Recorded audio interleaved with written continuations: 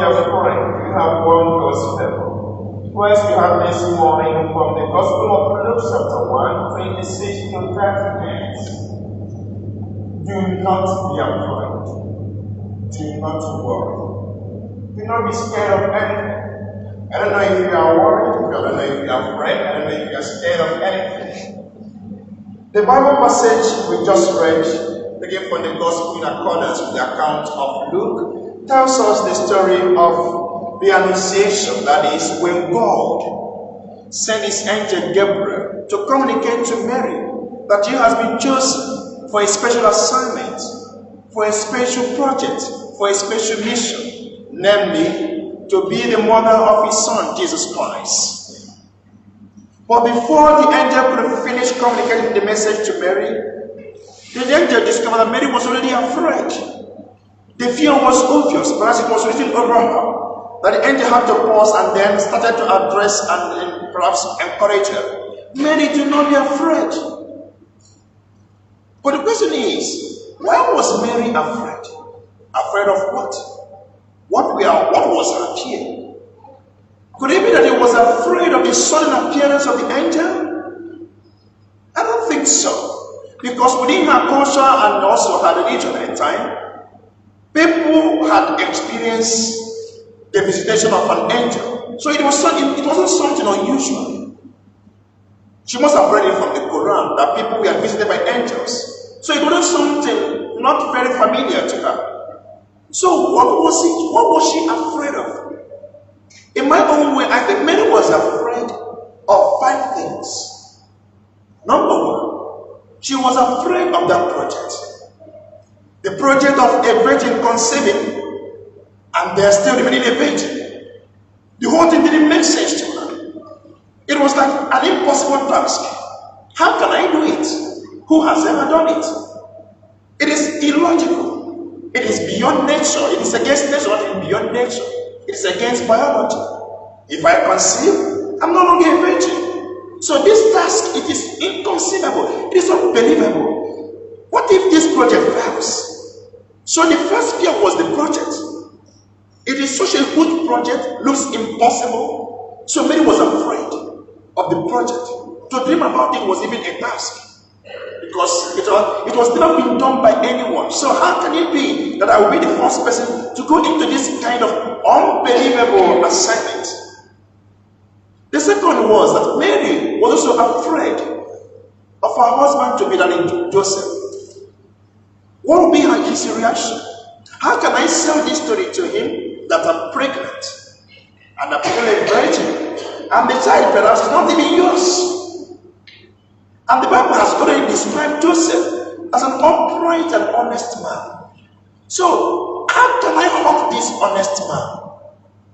What if I lose my marriage? What if I lose my home? What if I lose my man? This story doesn't make sense. I'm worried, I'm afraid, because even if I accept this, what of Joseph? We are just getting married, and I'm talking about pregnancy, and it's not his. The third fear was also, Mary was also afraid of her own family. Her father was a very prominent high chief Joachim. How can it be that the daughter of this high priest is pregnant and is by the Holy Spirit, and is not, Joseph is not responsible, and I have not actually married?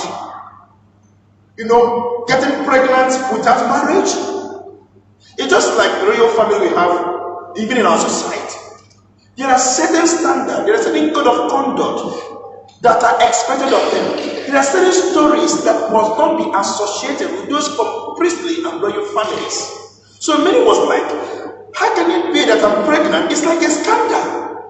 My family, their reputation, their integrity. What will happen to my father? What if he loses his job because he's a high priest?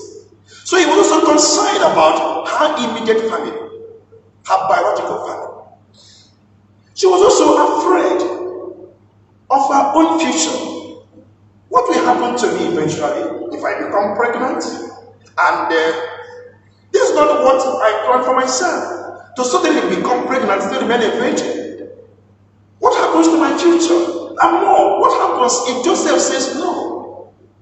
Who is going to come to me again to marry me? I'm going to lose my home. This is not what I planned for myself. What of my integrity? People have respect for me. People call me humble and a woman of integrity. Now I'm going to come with a story of a single mom. Oh, no, not in this culture. So she was also afraid of what will happen to her. Then finally Mary was also afraid of the culture of the people.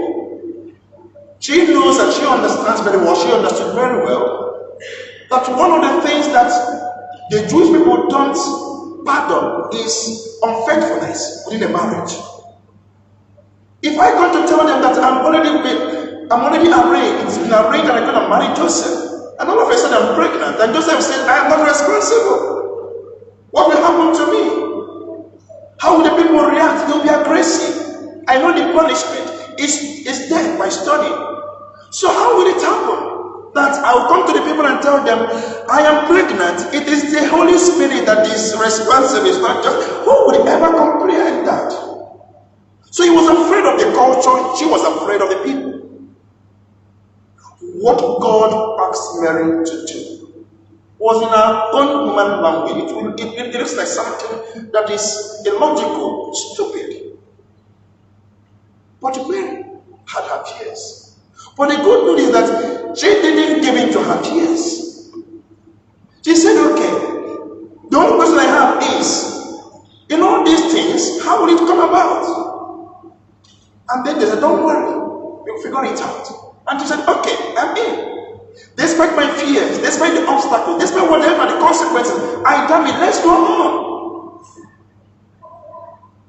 I don't know if you have ever imagined what would have happened if Mary had said no. And do you think he had the power to say no? She had all the options. She could have said no. Maybe God will begin again to rework, to begin again to plan. Remember what happened in the Garden of Eden between Adam and Eve. God said to them, of all these trees, eat all of them, please. But this particular one, don't touch it. Yet they went against that instruction and ate it. Why? Because they had the freedom to choose. The same freedom was also of Mary. They had the option of saying, no, I can't do that. At least, I don't know what they spent my husband. I don't know about this project. It's so huge. It looks impossible. I don't know how the people will react. What of my family? What of my own future? He had every reason to say no, but he said yes. And that for me, tomorrow is Christmas.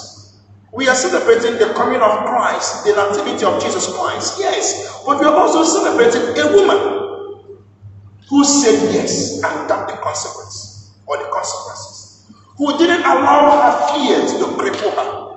Who didn't allow her fear to mess with the project she was being presented to her with. And I did to say to all of us here, are you afraid of beginning? Because Mary was afraid of accepting that at the initial point. Are you afraid of the project that is too big? Nobody has done it. Are you afraid that you might fail? Why not just start?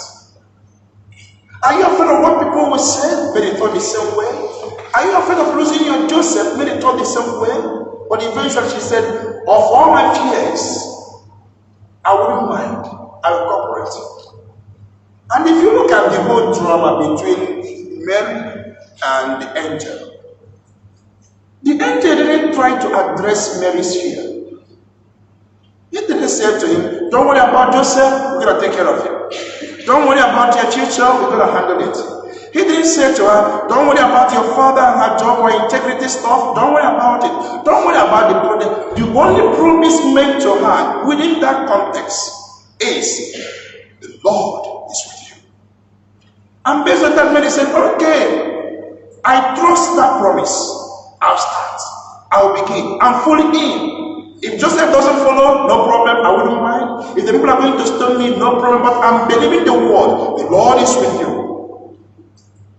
In life, let us always remember that promise. It is the last promise made to us by Jesus Christ. Remember, I'll be with you. So when things begin to show up and you are afraid, you are afraid to take the next step. You are afraid that the project may not succeed.